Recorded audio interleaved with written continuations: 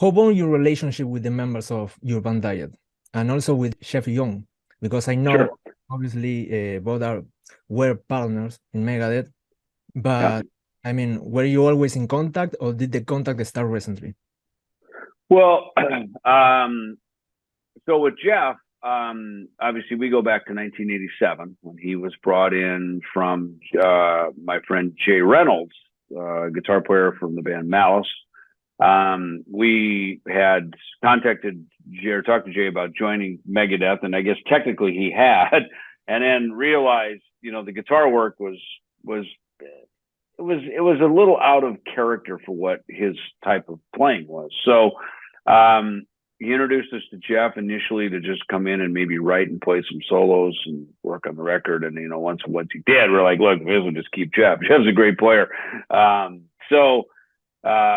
You know, so we did the next, you know, year and a half together through the whole tour that ended in late 1988. We began writing some new stuff, but we never did anything with it. And then, you know, at that point we parted ways and he was in the group. I really didn't talk to Jeff. I guess I contacted him to be part of the VH1 Behind the Music special for Megadeth back in 2001. So I got him and Chris Poland to participate in that, along with my mom. And so that was probably the first contact, you know, and I don't remember even how. I think I got a hold of him, unless management did. I can't remember, but I've kind of stayed in touch with all the former members.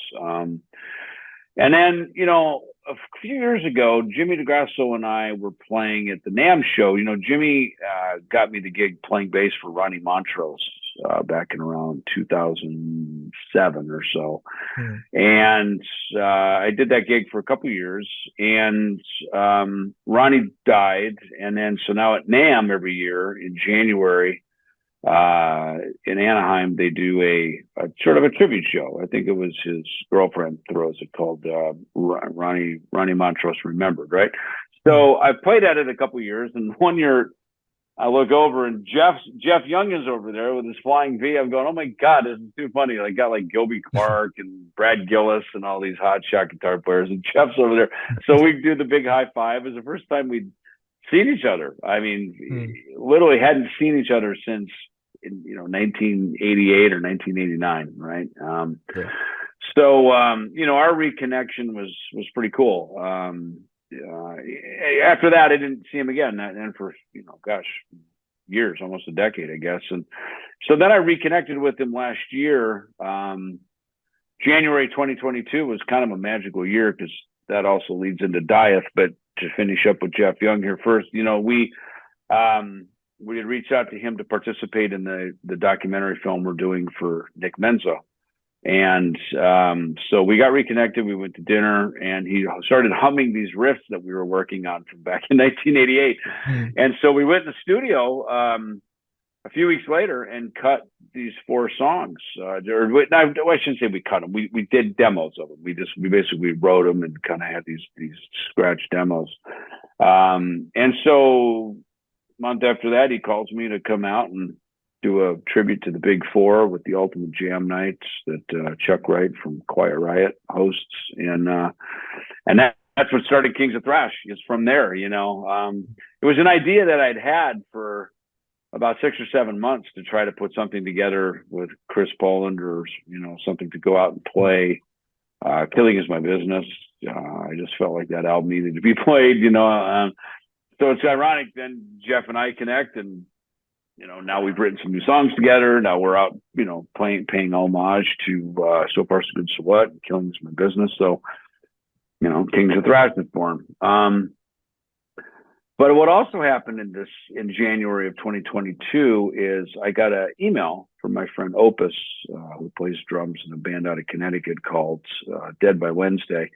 And I put a record out for them on Combat Records, and he's also played drums for me in some of my Ellefson solo group. And when me and Frank Bello from Anthrax, we had our band Altitudes and Attitude, he played drums for us. So Opus hits me one day and says, hey, introducing me to Guilherme, the guitar player in Dieth, right? So he says, hey, you know, would you guys meet? He's got some new songs. wondering if you might play bass on something. So, you know, he sent me the song. It became In the Hall of the Hanging Serpents. And I flew here to Gdansk, Poland. A couple months later, in April of 2022, we shot the video here. I'd never met Glenn May. I'd never met Mial.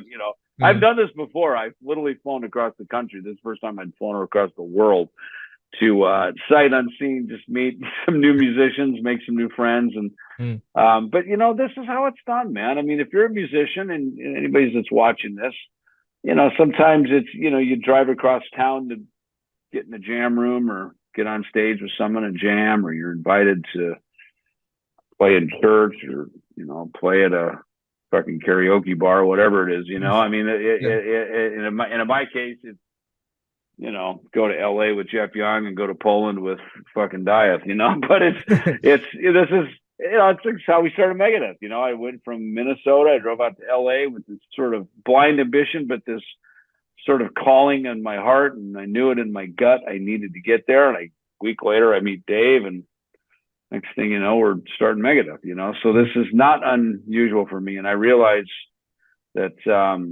this is how this works, you know. You go where the phone calls you to go to, you know.